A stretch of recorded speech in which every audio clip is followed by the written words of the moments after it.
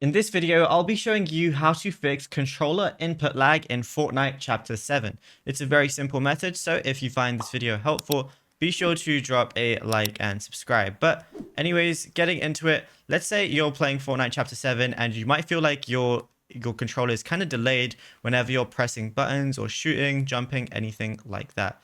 So there's actually a few very easy fixes for this. The first thing that you want to do is go over to your settings like so, and then go to your settings where it has all these different tabs. First thing you want to do is make sure you're on full screen instead of windowed full screen, because windowed full screen introduces input delay. I'm just on it right now because I'm recording this video. Make sure you're not on VSync. And now the other thing that you want to go ahead and do is turn on show FPS and match your frame rate limit to your monitor's refresh rate. Now, if all of those things don't work, it's actually still very easy to do.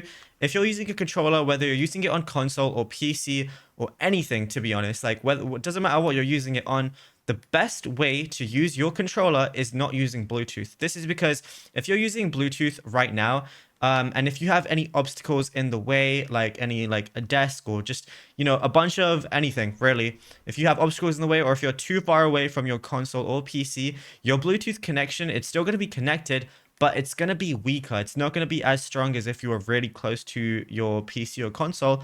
And to make your connection even stronger, the best thing to do, and this is how I always play on controller, is using a wired connection. So use a USB-C wire, connect whatever controller you have, whether it's a PS5 controller, Xbox, or anything else, connect it with a wire to your console or PC, and then I guarantee you're going to find the biggest difference from doing that exact thing. It's as simple as that.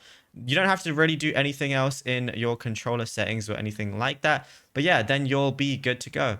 Now, if you found this video helpful, drop a like and subscribe, and check out other Fortnite Chapter 7 videos on the channel.